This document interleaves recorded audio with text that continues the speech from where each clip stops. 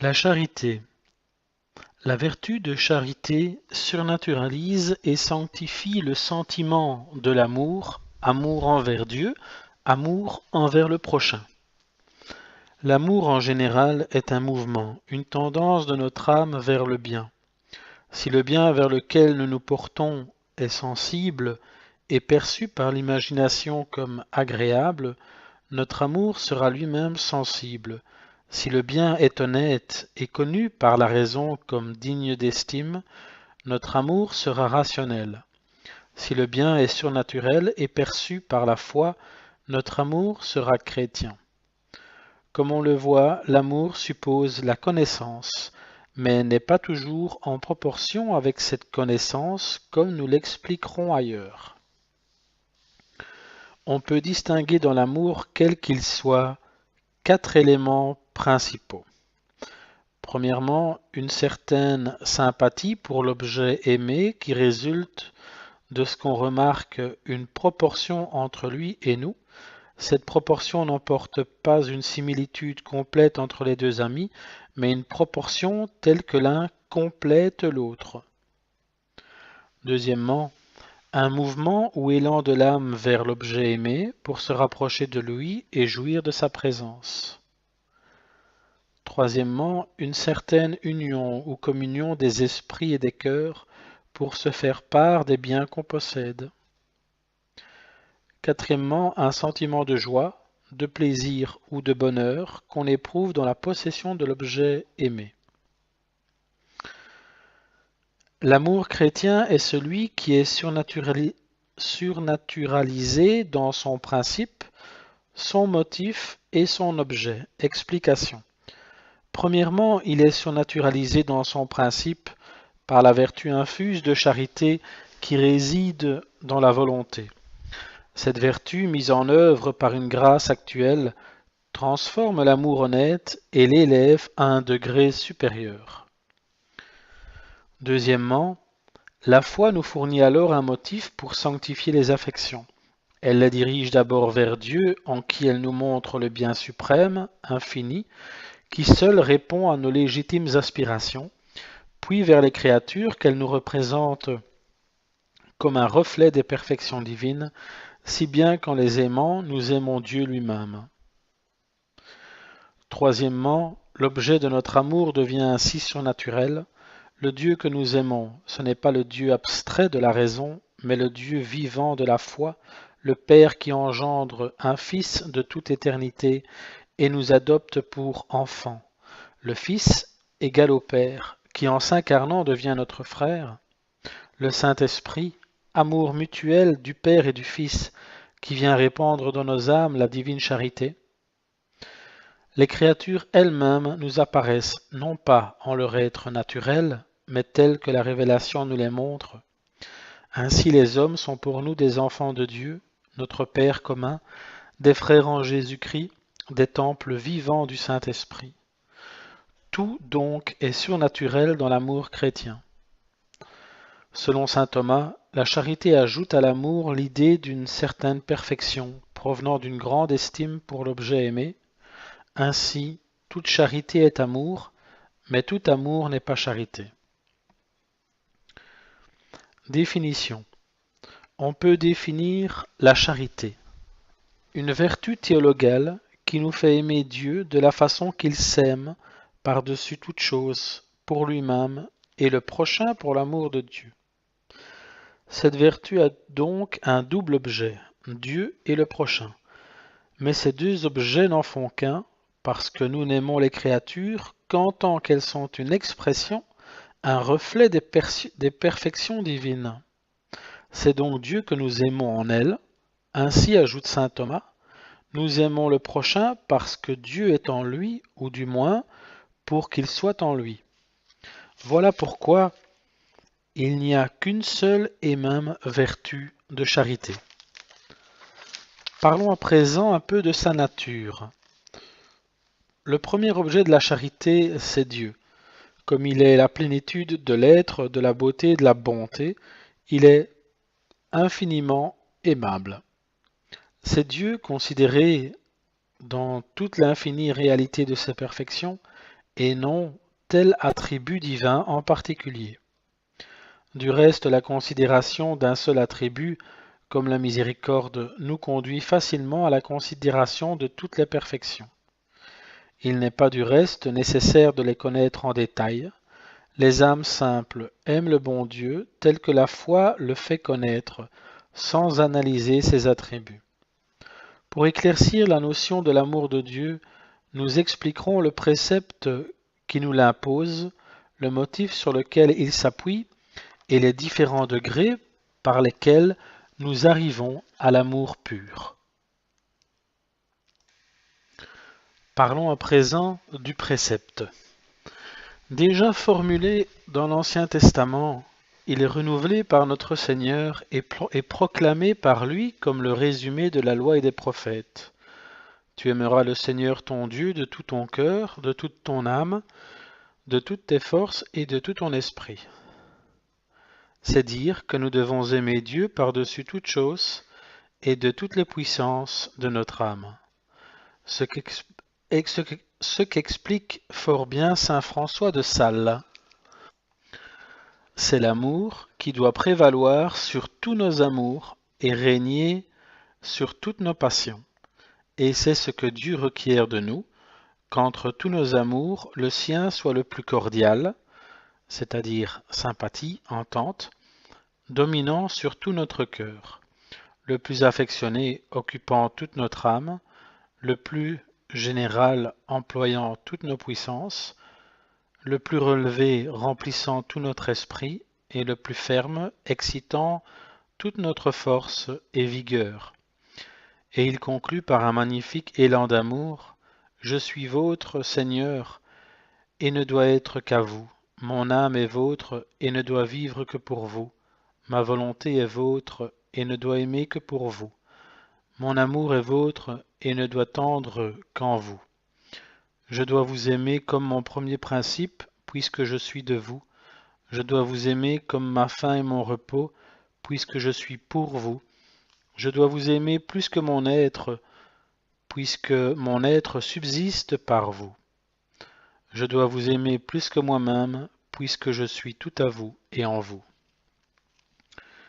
Le précepte de la charité est donc très étendu. En soi, il n'a pas de limite, car la mesure d'aimer Dieu est de l'aimer sans mesure. Il nous oblige donc à tendre sans cesse vers la perfection, et notre charité doit toujours grandir jusqu'à la mort. Selon la doctrine de saint Thomas, la perfection de la charité est commandée comme fin. Il faut donc vouloir l'atteindre, mais ajoute Cajetan, précisément parce qu'elle est fin, il suffit, pour ne pas manquer au précepte, d'être dans l'état d'atteindre un jour cette perfection, fût-ce dans l'éternité. Quiconque possède, même dans le degré le plus faible, la charité et marche ainsi vers le ciel, est dans la voie de la charité parfaite, et dès lors il évite la transgression du précepte qui est de nécessité de salut. Toutefois, les âmes qui visent à la perfection ne se contentent pas de ce premier degré, elles montent toujours plus haut, s'efforçant d'aimer Dieu non seulement de toute leur âme, mais encore de toute leur force. C'est du reste ce à quoi nous porte le motif de la charité. Le motif de la charité n'est pas le bien qu'on a reçu de Dieu ou qu'on attend de lui, mais l'infinie perfection de Dieu, au moins comme motif finalement prédominant. D'autres motifs peuvent donc s'adjoindre à celui-ci, motifs de crainte salutaire, d'espérance, de reconnaissance, pourvu que le motif indiqué soit vraiment prédominant. Par conséquent, l'amour de soi, en tant qu'il est subordonné à l'amour de Dieu, se concilie avec la charité. Quand donc les saints condamnent si vertement l'amour de soi, ou l'amour-propre, il s'agit de l'amour déréglé de soi. Mais on ne peut admettre l'opinion de Bolgeni, qui prétend que la seule charité possible et obligatoire est celle qui a pour motif la bonté de Dieu à notre égard, parce que, dit-il, Nous ne pouvons aimer que ce que nous percevons comme conforme à nos besoins et à nos aspirations. L'auteur a confondu ce qui n'est qu'une condition préalable avec le véritable motif de la charité. Il est bien vrai que l'amour par lui-même suppose que l'objet aimé s'harmonise avec notre nature et nos aspirations.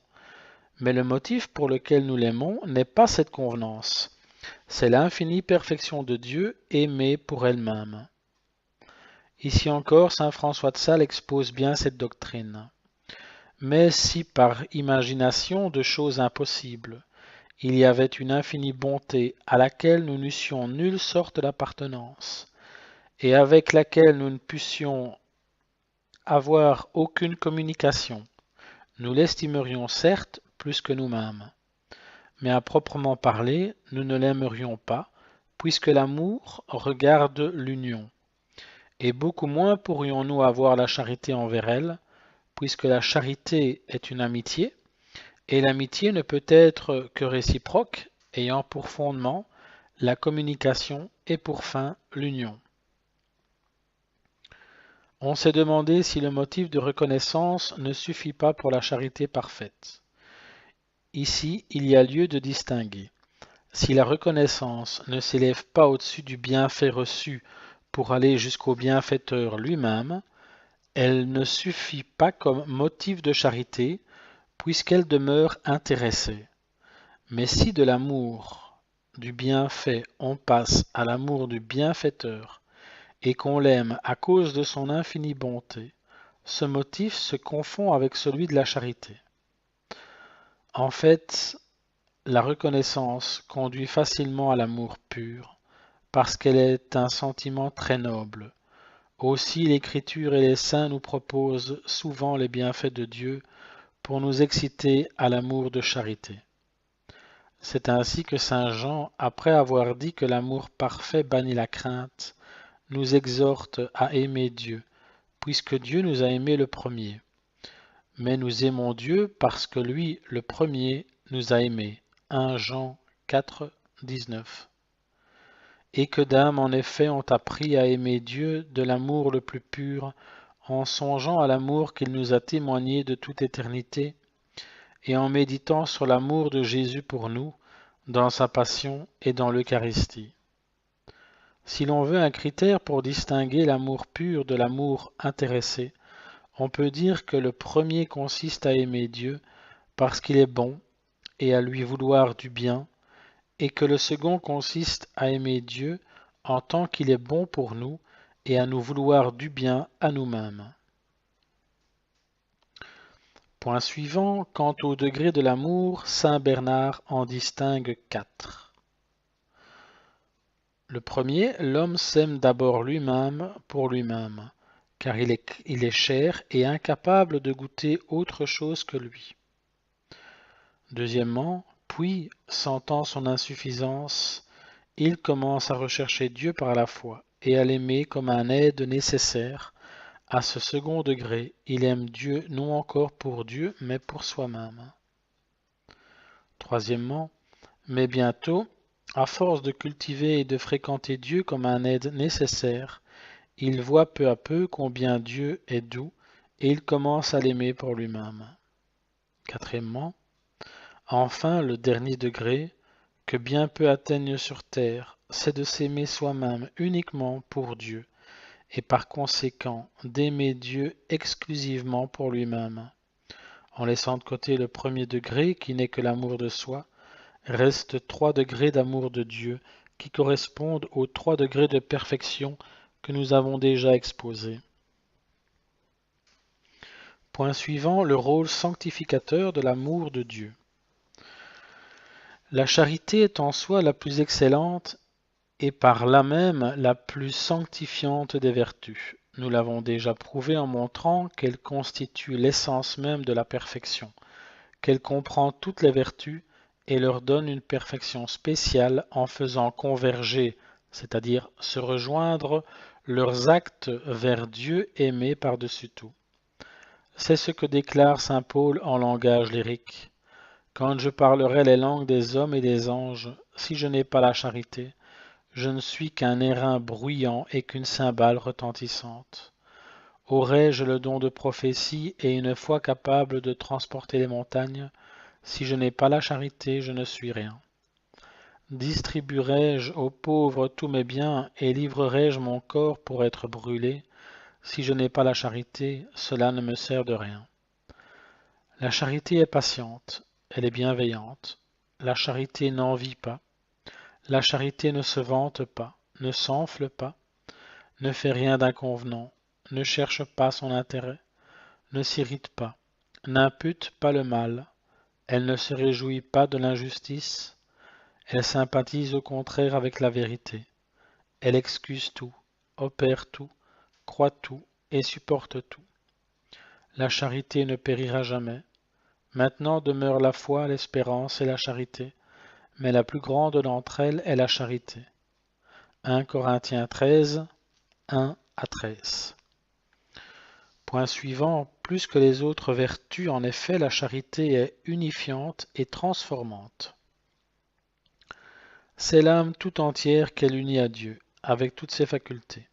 L'esprit par l'estime et la pensée fréquente de Dieu, la volonté par la soumission parfaite à la volonté divine, le cœur en subordonnant, c'est-à-dire obéir, toutes nos affections à l'amour divin, nos énergies en les mettant toutes au service de Dieu et des âmes.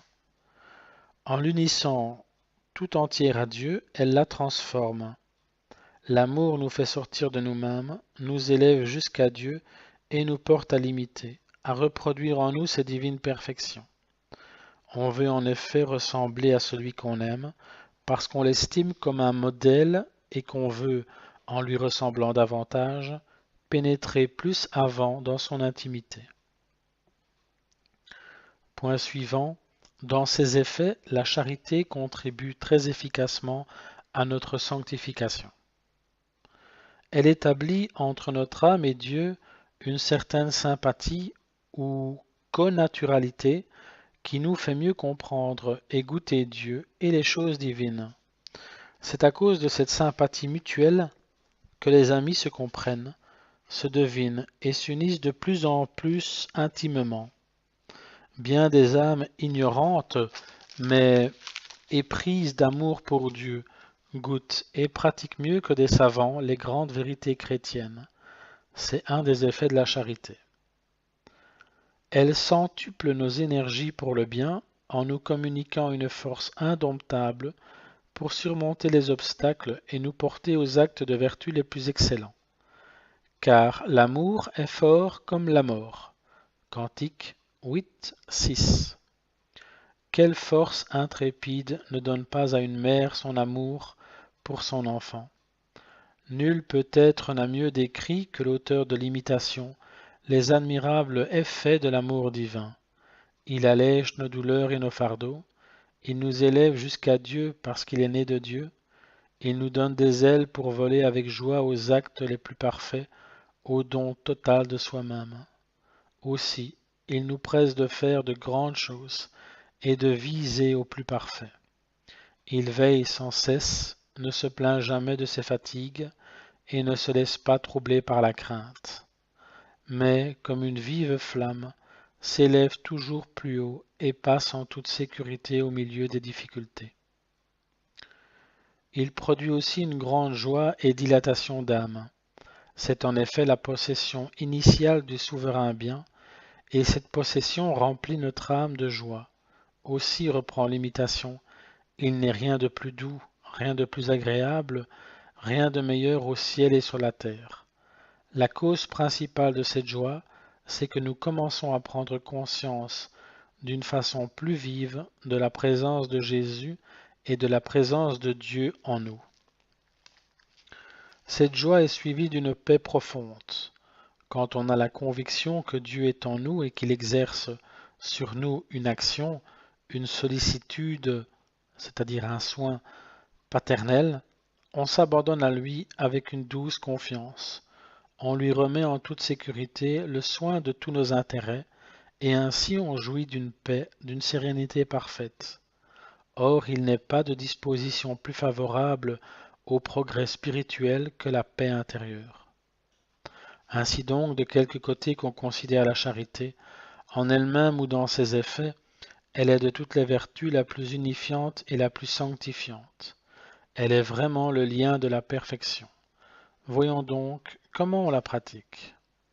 L'amour étant le don de soi, notre amour pour Dieu sera d'autant plus parfait que nous nous donnerons à lui plus complètement, sans réserve comme sans retour. Et comme sur terre on ne peut se donner sans se sacrifier, notre amour sera d'autant plus parfait que nous pratiquerons plus généreusement l'esprit de sacrifice par amour pour Dieu. Point suivant de la charité à l'égard du prochain.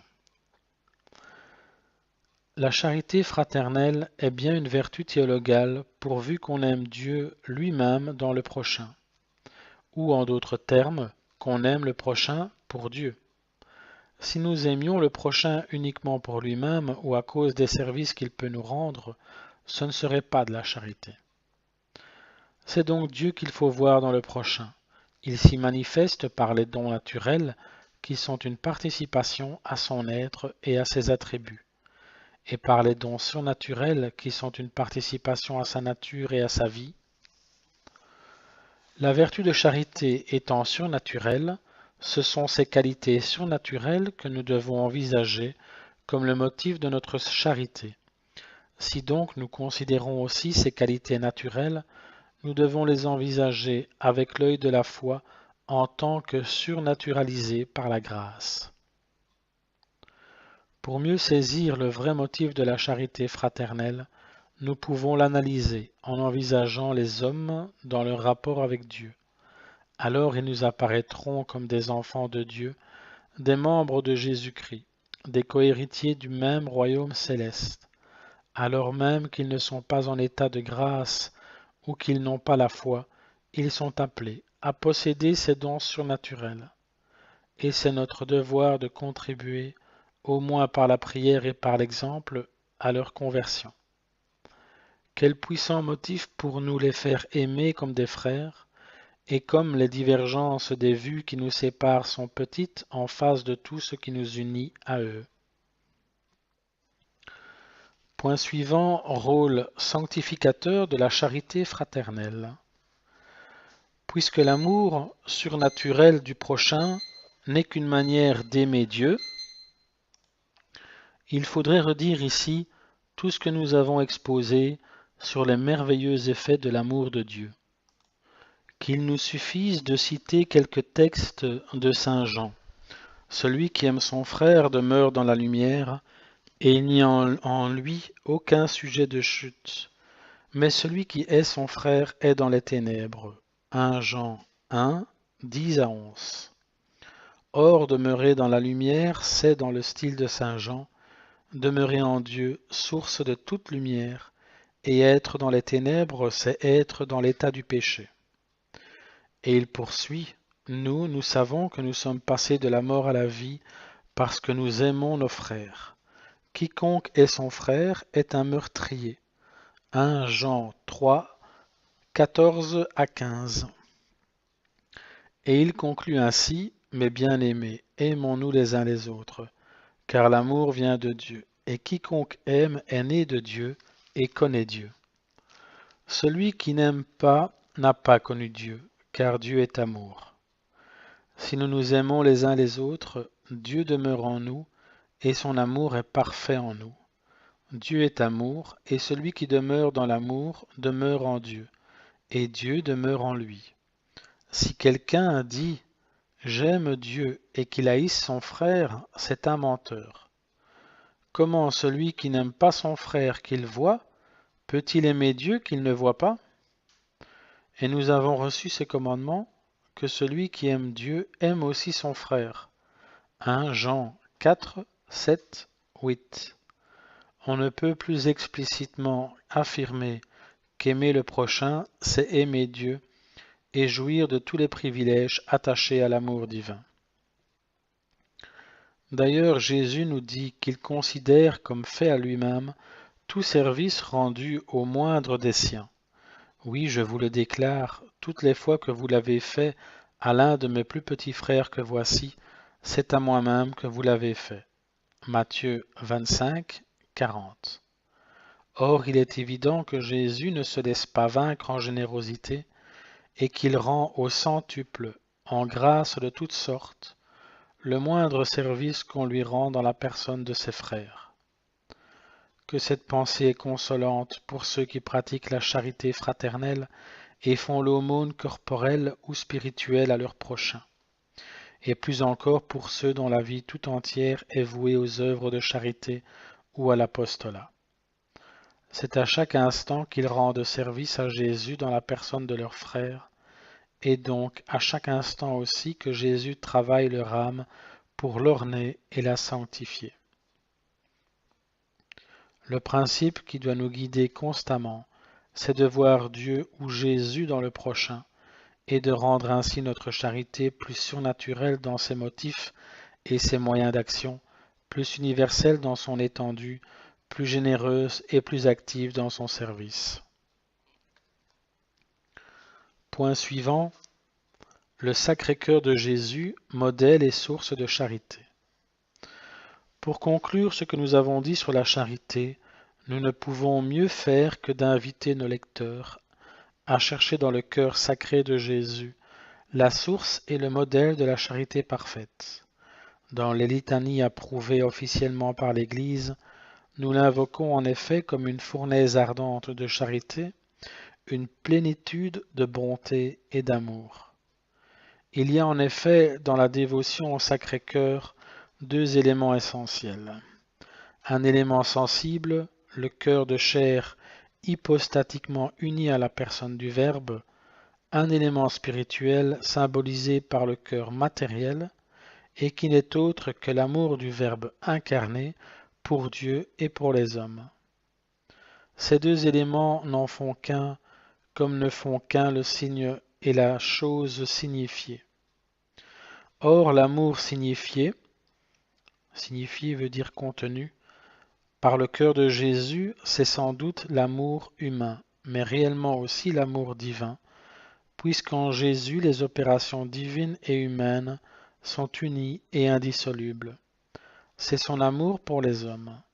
Voici ce cœur qui a tant aimé les hommes, mais c'est aussi son amour pour Dieu, puisque, nous l'avons montré, la charité à l'égard des hommes découle de la charité envers Dieu et tire d'elle son motif véritable. Nous pouvons donc considérer le cœur de Jésus comme le modèle le plus parfait de l'amour envers Dieu et de l'amour envers le prochain, et même comme le modèle de toutes les vertus, puisque la charité les contient et les perfectionne toutes. Et comme pendant sa vie mortelle, il a mérité pour nous la grâce d'imiter ces vertus, il est aussi la cause méritoire, la source des grâces qui nous permettent d'aimer Dieu et nos frères et de pratiquer toutes les autres vertus. Point suivant, le cœur de Jésus, source et modèle de l'amour envers Dieu. L'amour, c'est le don total de soi-même, et s'il en est ainsi, combien parfait est l'amour de Jésus pour son Père. Dès le premier instant de l'incarnation, il s'offre et se donne comme victime pour réparer la gloire de Dieu outragée par nos péchés. À sa naissance, comme au jour de sa présentation au Temple, il renouvelle cette offrande. Pendant sa vie cachée, il témoigne son amour à l'égard de Dieu en obéissant à Marie et à Joseph, en qui il voit les représentants de l'autorité divine. Et qui nous dira les actes de pur amour qui de la petite maison de Nazareth s'élevaient sans cesse vers l'adorable Trinité. Au cours de sa vie publique, il ne cherche que le bon plaisir et la gloire de son Père. Je fais toujours ce qui lui est agréable. Jean 8, 29. J'honore mon Père. Jean 8, 49. À la dernière scène, il peut se rendre le témoignage qu'il a glorifié son Père pendant toute sa vie, et le lendemain, il poussait le don de soi jusqu'à l'immolation du calvaire.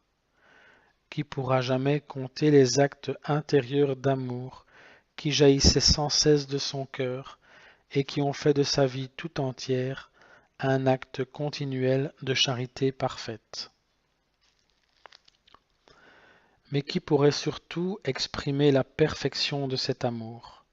C'est, dit le bienheureux Jean Eudes, un amour digne d'un tel Père et d'un tel Fils. C'est un amour qui égale très parfaitement les perfections ineffables de son objet bien-aimé. C'est un Fils infiniment aimant, qui aime un Père infiniment aimable. C'est un Dieu qui aime un Dieu. En un mot, le divin cœur de Jésus, considéré selon sa divinité ou selon son humanité, est infiniment plus embrasé d'amour pour son Père, et il l'aime infiniment davantage en chaque moment que tous les cœurs des anges et des saints ensemble ne le peuvent aimer pendant toute l'éternité. Or cet amour nous pouvons le faire nôtre en nous unissant au cœur sacré de Jésus et l'offrir au Père en disant avec le bienheureux Jean Eudes: Ô mon Sauveur, je me donne à vous pour m'unir à l'amour éternel, immense et infini que vous portez à votre Père.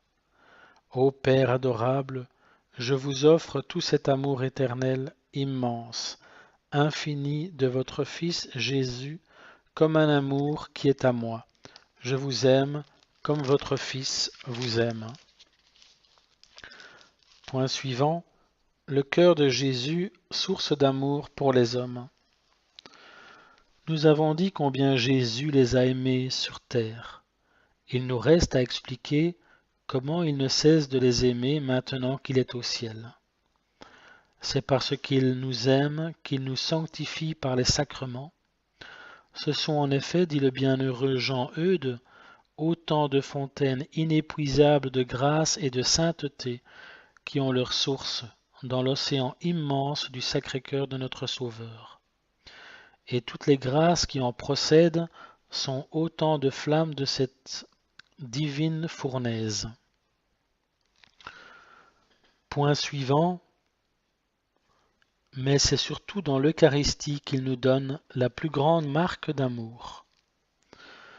Depuis 19 siècles, il est avec nous, nuit et jour, comme un père qui ne veut pas quitter ses enfants, comme un ami qui fait ses délices d'être avec ses amis, comme un médecin qui se tient constamment au chevet de ses malades. Il y est toujours actif, adorant, louant et glorifiant son Père pour nous, le remerciant sans cesse de tous les biens qu'il ne cesse de nous prodiguer, l'aimant pour nous, offrant ses mérites et satisfactions pour réparer nos péchés, et demandant sans cesse de nouvelles grâces pour nous. C'est pourquoi il lui est possible de parachever le salut de ceux qui vont à Dieu par lui, car il est toujours vivant pour intercéder en leur faveur. Il ne cesse de renouveler sur l'autel le sacrifice du calvaire. Il le fait 1 million de fois par jour, partout où il y a un prêtre pour consacrer, et cela par amour pour nous, pour appliquer à chacun d'entre nous les fruits de son sacrifice. Et non content de s'immoler, il se donne tout entier à chaque communion pour lui communiquer ses grâces, ses dispositions et ses vertus. Or, ce divin cœur désire vivement nous communiquer ses sentiments de charité.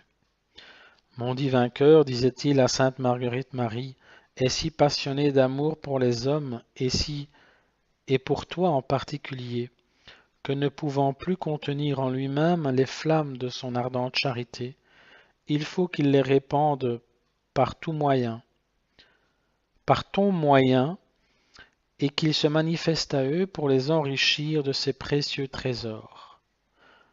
Première des grandes révélations, 1673. Et ce fut alors que Jésus lui demanda son cœur pour l'unir au sien et y mettre une étincelle de son amour.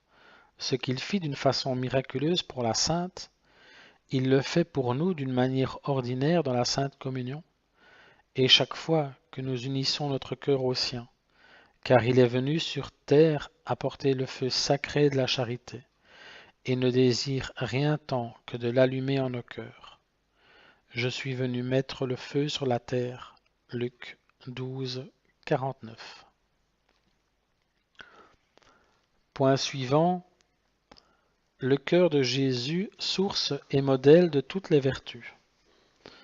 Souvent dans la Sainte Écriture, le cœur désigne tous les sentiments intérieurs de l'homme par opposition à ses actes extérieurs.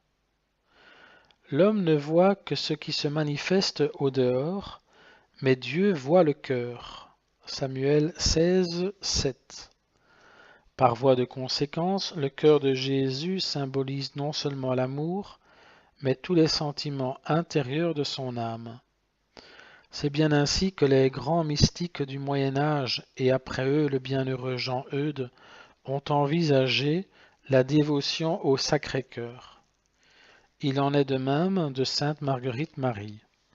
Sans doute, elle insiste surtout, et avec raison, sur l'amour dont ce divin cœur est rempli.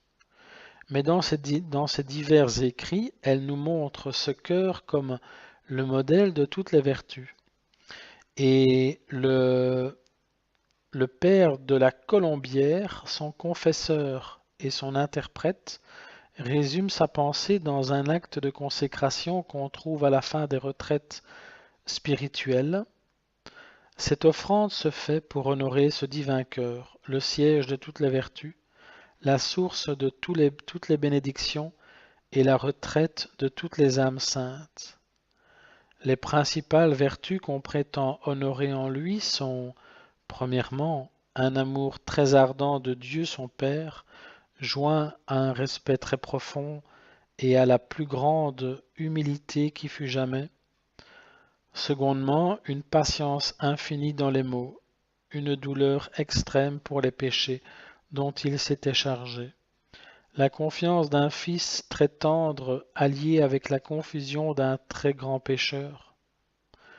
Troisièmement, une compassion très sensible pour nos misères, et nonobstant tous ces mouvements, une égalité inaltérable causée par une conformité si parfaite à la volonté de Dieu qu'elle ne pouvait être troublée par aucun événement. Du reste, puisque toutes les vertus découlent de la charité et y trouvent leur dernière perfection, le cœur de Jésus, étant la source et le modèle de la charité divine, l'est aussi de toutes les vertus. Par cette dévotion au Sacré-Cœur rejoint la dévotion à la vie intérieure de Jésus exposée par M. Ollier et pratiquée à Saint-Supplice. Cette vie intérieure, nous dit-il, consiste en ses dispositions et sentiments intérieurs envers toute chose. Par exemple, en sa religion envers Dieu, en son amour envers le prochain, en son anéantissement envers soi-même, en son horreur envers le péché, et à sa condamnation envers le monde et ses maximes. Or, ces dispositions se trouvent dans le cœur sacré de Jésus, et c'est là qu'il faut aller les puiser. Aussi, à une personne pieuse qui aimait à se retirer dans le cœur de Jésus, M. Ollier écrit « Perdez-vous 1000 fois le jour dans son aimable cœur où vous vous sentez si puissamment attiré. C'est la pièce d'élite que le cœur du Fils de Dieu. C'est la pierre précieuse du cabinet de Jésus. C'est le trésor de Dieu même où il verse tous ses dons et où il communique toutes ses grâces. C'est en ce cœur sacré et en cet adorable intérieur que se sont premièrement opérés tous les mystères. Voyez par là à quoi notre Seigneur vous appelle en vous ouvrant son cœur et combien vous devez profiter de cette grâce qui est une des plus grandes que vous ayez obtenues en votre vie. Que la créature ne vous tire jamais en ce lieu de délices, que vous y soyez abîmés et pour le temps et pour l'éternité, avec toutes les saintes épouses de Jésus. Et ailleurs il ajoute, quel cœur que le cœur de Jésus, quel océan d'amour s'y trouve contenu et déborde sur toute la terre.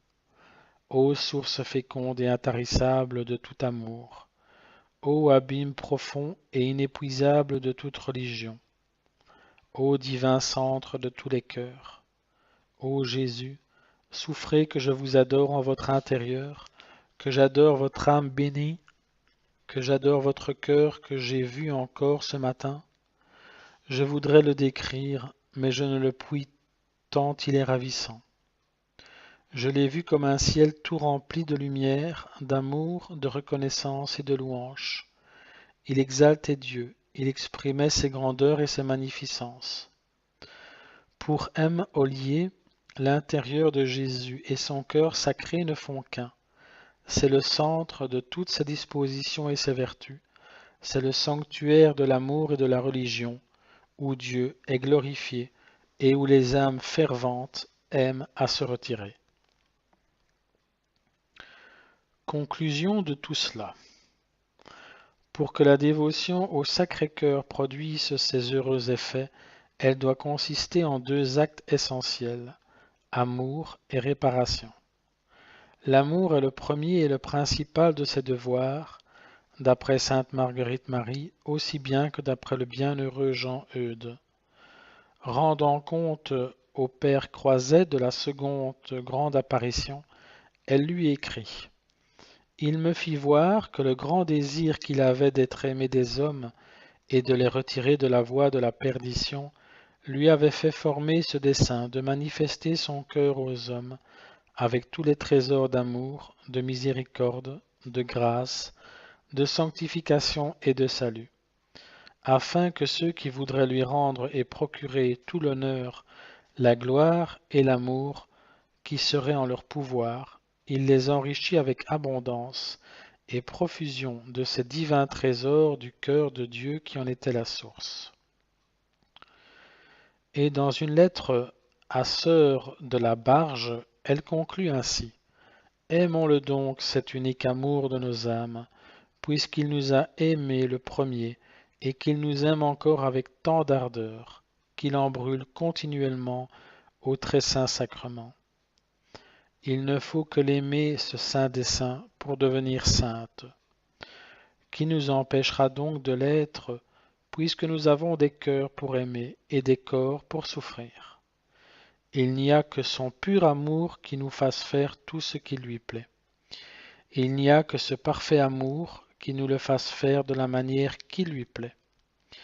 Et il n'y peut avoir que cet amour parfait qui nous fasse faire toutes choses quand il lui plaît. Mais le second de ces actes, c'est la réparation. Car l'amour de Jésus est outragé par les ingratitudes des hommes, comme notre Seigneur lui-même le déclare dans la troisième grande apparition. Voilà ce cœur qui a tant aimé les hommes, qu'il n'a rien épargné jusqu'à s'épuiser et se consommer pour leur témoigner son amour. Et, pour reconnaissance, je ne reçois de la plupart d'entre eux que des ingratitudes par leur irrévérence et leur sacrilège, et par les froideurs et les mépris qu'ils ont pour moi dans ce sacrement d'amour. Et alors, il lui demande de réparer ces ingratitudes par la ferveur de son amour. Ma fille, je viens dans le cœur que je t'ai donné, afin que par ton ardeur, tu répares les injures que j'ai reçues des cœurs tièdes et lâches, qui me déshonorent dans le saint sacrement. Ces deux actes nous sanctifieront extrêmement.